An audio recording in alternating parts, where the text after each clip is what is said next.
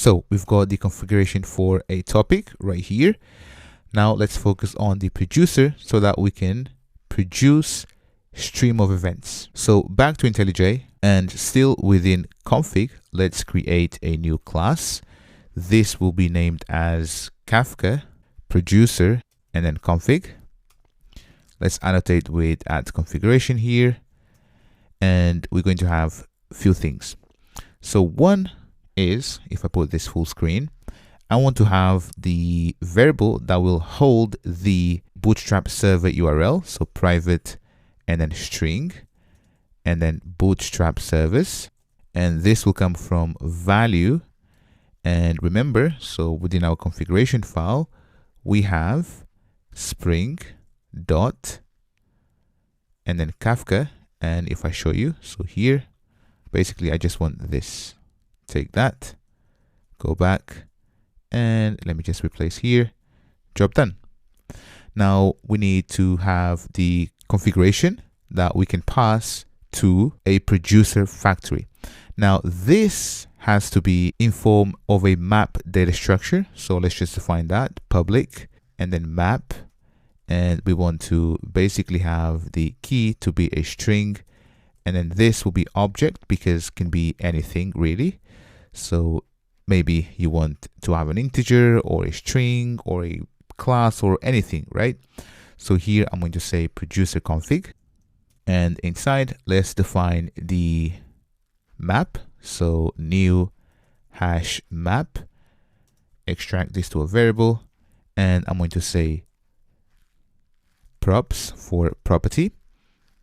Now let's say props dot put, and I need to put this configuration here called producer and then config, and this comes from Kafka clients producer dot, and then have a look. We can basically specify a bunch of configuration in here, but the one that I'm interested is the Bootstrap.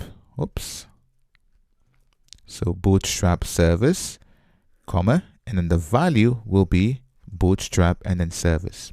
I also want to define the serializer. So this is key and then serializer class config, and this in here will be so string serializer from Kafka common serialization dot class. So the key will be a string and also the value. So let's just duplicate this, and here I want to say dot and then value serializer. And for now, let's just say that we will send strings. And finally, let's just say return and then props. There we go. And this has to be a map, just like that. And also I just realized that the extraction didn't work as I wanted. So this has to be a string, and job done. Now let's define the producer factory, which is responsible for creating producer instances. So here we need to have a public method, and I'm going to say producer and then factory. The key for this will be a string and the value will be a string. And if you were to, for example, send a Java object, right? So your own class or record, this would be, for example, customer or maybe notification. But for now, let's just keep things simple and have a string in there. And I'm going to name this as producer and then factory. And within this method, all I want to do is to say return new and then default Kafka producer factory. And one thing that I need to pass inside is the config. So producer and then config. And finally, now that we have the producer config, which allows us to create Kafka producers, we need a way for us to send messages. Now this is possible with the Kafka template. So Kafka and then template. So the template also will be of type string and then string. So this is using generics.